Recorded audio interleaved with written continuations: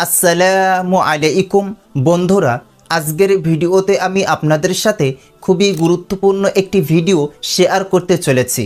এই ভিডিওতে একজন হিন্দু ছেলে হিন্দু সন্ন্যাসী ব্যক্তি অনিরুদ্ধ আচার্যকে প্রশ্ন করে যে আমাদের সমাজে যে সকল নারীরা পতিতাবৃত্তির মতো অপকর্মে জড়িত রয়েছে তারা তাদের চরিত্র নষ্ট করে ফেলে, যদি তারা মারা যায় তাহলে কি তারা সবাই জাহান্নামে যাবে নাকি তাদের মধ্য থেকে কেউ কেউ জান্নাতে যেতে পারবে? আর যদি তারা জান্নাতে যায় তাহলে তাদের জান্নাতে যাওয়ার পিছনে শর্ত বা কারণটা কি হবে? এ প্রশ্নের উত্তরে হিন্দু সন্ন্যাসী ব্যক্তি অনিরুদ্ধ আচার্য যা বলেছেন তা আমি আপনাদেরকে জানাতে চাই। আপনারা তার ভিডিও ক্লিপটি দেখুন এবং তার বলা কথাগুলো শুনুন।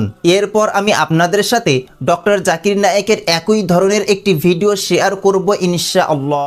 जितनी कोई भी औरत सब जो वैश्यावृत्ति में रहती हैं, वो तो अपना चरित्र पहले ही खत्म कर चुके हैं। हाँ। तो उन सबको मरने के बाद सबको नर्क की प्राप्ति होती है या उसमें से कोई स्वर्ग भी जाता है, और अगर स्वर्ग जाता है तो फिर क्या उसके मतलब उस जाने के पीछे क्या है? यदि कोई वैश्या है, सारी जिंदगी उसने वैश्यावृत्ति की, और यदि आखिरी में उसका चित्त शुद्ध हो गया और उसने भगवान के चरणों में अपने आप को समर्पित कर दिया। पिंगला नाम की वैश्या की कथा इसमें आती है कि उसने सारी जिंदगी वैश्यावृत्ति की, लेकिन आखिरी समय उसने अपने आप को आशा ही परमम दुखम नहीं रास्यम परमम सुखम ये सूत्र दे दिया। उसने एक घंटा लटका रखा था बाहर और बड़ी सुंदर थी। उसने कहा जो ज़्यादा घंटा बजाएगा वो मेरा बड़ा कस्टमर होगा, बड़ा ग्राहक होगा। तो एक संत जी वहाँ से चले गए, दत्तात्रेय जी उनका नाम था। तो उन्होंने तो संत आदमी लगा सवेरा हो गया, घंटा टन टन टन टन टन इतने बजाए वो गिन नहीं पाई। वो बड़ी सज धज के खड़ी है कि आप कोई पुरुष आएगा क्योंकि ज़्यादा घंटा बजाया मतलब ज़्यादा रुपया देगा। बेचारी सवेरे से शाम और शाम से रात और रात से फिर सुबह के 4 बजने के वाले थे, कोई नहीं आया। उसके अंदर गिलानी हुई कि जितना इंतजार मैंने एक पुरुष का किया इतना इंतजार भगवान का करता तो नहीं अपार हो जाती। बस इतनी सी बात में उसको वैराग्य हो गया और उसने अपने आप को भगवत चरणों में समर्पित किया और आज उसका वेद पुराणों में नाम है। तो जीवन में यदि कोई आत्मसमर्पण आखिरी समय भी कर ले, मरने के 4 मिनट पहले, कि हे प्रभु मैं आपकी हूं, इतना भी कह ले और समर्पण भाव रख ले तो भगवान उसका भी उद्धार कर देते हैं। इतने दयालु हैं भगवान। আপনারা হিন্দু সন্ন্যাসী ব্যক্তি অনিরুদ্ধ আচার্যের ভিডিও ক্লিপটি দেখলেন, শুনলেন এবং বুঝলেন। এবার আমি আপনাদের সাথে ডক্টর জাকির নায়েকের একটি ভিডিও শেয়ার করব, যেটাতে একজন হিন্দু ছেলে ডক্টর জাকির নায়েককে বলে যে তার কিছু মুসলিম বন্ধুবান্ধব রয়েছে যাদের কাছ থেকে সে ইসলাম ধর্মের সত্যতা ও বিশুদ্ধতা সম্পর্কে অনেক জ্ঞান অর্জন করেছে এবং তা থেকে মুগ্ধও হয়েছে। কিন্তু বর্তমানে 25 বছর পর যদি সে নিজের ভুল বুঝতে পেরে ইসলাম ধর্ম গ্রহণ করে তাহলে কি আল্লাহ তাআলার কাছে সেটি গ্রহণযোগ্য হবে কি না, অথবা আল্লাহ তাআলা তাকে ক্ষমা করবেন কি না? এ প্রশ্নের উত্তরে ডক্টর জাকির নায়েক খুবই সুন্দর ও চমৎকার কিছু কথা বলেছেন। আমি আপনাদের সাথে ডক্টর জাকির নায়েকের ভিডিও ক্লিপটি দেখাতে চাই, আপনারা তার ভিডিও ক্লিপটি দেখুন। जाकिर साहब से मेरी एक सवाल है कि साहब मैं अपने 25 साल कंप्लीट कर चुका हूँ अपने लाइफ के। मैं सॉफ्टवेयर इंजीनियर, मेरा इस्लाम में काफ़ी मानना है। काफ़ी मेरे दोस्त हैं, उन लोगों के साथ मैं हदीसों में बैठा हूँ, काफ़ी उन लोग से नॉलेज गेन करता हूँ कि हाँ इस्लाम में ये होता है, इस्लाम की प्योरिटी ये है। इस्लाम में कोई भी चीज़ होती है तो उसके पीछे एक पर्टिकुलर टेक्नोलॉजी होती है, वॉट एवर जो चीज़ें होती हैं। सब मेरा ये मानना है कि आज मैं 25 साल बाद अगर इस्लाम कबूल करूँगा तो अल्लाह ताला क्या मुझे एक्सेप्ट करेंगे? As because the thing is what from the past life I have done lot of bad activities, that what I want to ask you कि मैंने इतने गलत काम किए अपनी लाइफ में, तो अल्लाह ताला क्या मुझे इस चीज़ के लिए माफ़ करेंगे कि हाँ चलो बंदा मेरे को मानता है, बंदा मेरे चीज़ों को फॉलो करता है? आपने अच्छा सवाल पूछा। ये पूछ रहे हैं कि मेरी उम्र 25 साल है, 25 साल में मैंने बहुत से गलतियाँ किए, बहुत से गलत काम किए। अभी अगर मैं इस्लाम कबूल करूँगा तो क्या अल्लाह ताला माफ़ करेंगे? अल्लाह के रसूल की हदीस है, अगर एक इंसान कोई भी हो कितना भी गुनाह किया है, चाहे मुशरिक हो, शिर्क से बुरा गुनाह है ही नहीं। चाहे आपने डाका डाला, मैंने नहीं कहा कि डाका, मैंने नहीं डाला, मैं कह रहा हूँ आपने नहीं डाला, अच्छी बात है। अगर आपने डाला भी, चोरी नहीं किया, अगर किया होता या कितना भी बड़ा गुनाह किया होता, डाका डाला, चोरी की, बलात्कार किया, नहीं किया आपने, जो भी गुनाह किए इससे कमी की होंगे, ये किया होता और आज अगर आपको पता चलता है कि ये गलत है, आप ईमान लाते कि खुदा एक है, उसके अलावा कोई माबूद नहीं और मोहम्मद सल्लल्लाहु अलैहि वसल्लम आखिरी पैगंबर है, आज हमारे रसूल कहते जैसे आप आज पैदा हुए सारे गुनाह माफ। मैं ये नहीं कह सकता हूँ, मैं 45 साल से मुसलमान हूँ। पहले भाई नाम का मुसलमान था, 21-22 साल में तहकीक किया। अभी तो मैं अपने जी से with my wish I am Muslim, फिर भी मैं भी छोटी मोटी गलती करता हूँ, दुआ करता हूँ अल्लाह ताला से माफ़ करे, चाहे छोटी गलती या बड़ी गलती।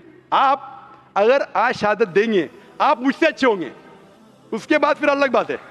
आग जब शहादत देंगे तो अल्लाह के रसूल फरमाते मोहम्मद सल्लल्लाहु अलैहि वसल्लम, जो इंसान शहादत देता है उसके पिछले गुनाह सब माफ, स्लेट इज क्लीन, आप एकदम ही प्योर।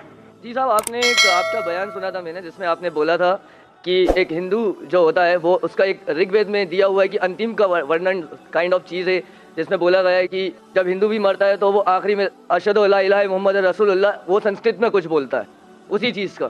तो साहब मेरा ये कहना है कि एक इंसान जो मर रहा है at the end of his life है, वो अगर उस टाइम पे अल्लाह ताला को मान रहा है तो क्या अल्लाह ताला उस टाइम पे उसको इस्लाम कबूल करवाएंगे या अल्लाह ताला मानेंगे कि वो इस्लाम का बंदा है? अच्छा सवाल है। सवाल है कि अगर एक इंसान मर रहा है फिर इस्लाम कबूल करता है, इसकी कबूलत होंगी कहने। सबसे बड़ी मिसाल है फिरौन की। फिरौन एक ऐसा इंसान था जो अपने आप को खुदा समझता था, बहुत ताकतवर, बहुत पैसे वाला था। जब वो जाता है मूसा अलैहिस्सलाम के पीछे तो मूसा अलैहिस्सलाम आसा डालते, लाठी डालते और दरिया दो हिस्से में हो जाती है। वो जाते, जब फिरौन फॉलो करता है तो दरिया वापस से जुड़ जाती है। फिर वो बोलता है अल्लाह ला इलाहा इल्लल्लाह। जब एक इंसान मरते हुए आखिरी वक्त में अगर ईमान लाएगा तो ईमान उसकी कबूल नहीं होती, क्योंकि वो मर रहा है इसलिए। लेकिन वो जब मौत आने से कुछ देर पहले भी किया तो कबूल है, लेकिन मौत जब आना शुरू हो जाती है फिर ईमान लाए तो वो डर से कर रहा है। तो साहब अगर ये जैसे बोला जाता है कि आप इस्लाम नहीं, आपने इस्लाम नहीं कबूल करा तो आपको दोज़ख की आग में जलाया जाएगा और you will not get the जन्नत, ये चीज़ बोली जाती है। तो इस केस में सर क्या डर के आपको इस्लाम कबूल करना चाहिए कि हाँ मुझे जन्नत नहीं मिलेगी इसलिए मैं इस्लाम कबूल करूँ? तो इस्लाम कबूल चाहे डर के कबूल करे, चाहे मंतिक से करे, लॉजिक से करे, जो भी है, लेकिन मौत आपको आई नहीं अभी ना। मौत आना शुरू हो जाती है, सांस लेना शुरू किया, मरने वाला है, कभी आप डूब रहे तो फिर बहुत लेट है। लेकिन आपको पता है मौत आने वाली 5 दिन बाद, पता नहीं, कोई इंसान नहीं कह सकता कभी मरेगा। मरना शुरू हो गया उस टाइम लाया तो बहुत लेट है। तो इसीलिए अगर आप जीते जागते आज आपको पता चल गया क्या भाई इस्लाम सही, फिर आप बोलेंगे अभी क्यों इस्लाम कबूल करूँ, अभी शायद मैं और 10 साल जीऊंगा, 20 साल में स्लेट क्लीन होगा, अभी कबूल करूंगा, शायद छोटी मोटी गलतियां करूंगा, प्रॉब्लम में आऊंगा। ये आप प्लानिंग करें अल्लाह के खिलाफ, ऐसे प्लानिंग में कल मर जाएंगे दोज़ख। तो उससे अच्छा कबूल करो, स्लेट क्लीन करो, छोटी मोटी गलतियां माफी मांगो, माफ करेंगे अल्लाह। आप समझ रहे ना? तो ये प्लानिंग आपको यकीन हो गया, फिर बोले मैं अभी क्यों कबूल करूँ, 10 साल बाद करूंगा, अभी ऐश करूंगा, शराब पीऊंगा, मस्ती करूंगा। आपको पता नहीं कब मरने वाले, मस्ती करते करते मर गए तो गए, फिर टू रिस्की, अभी कबूल करो।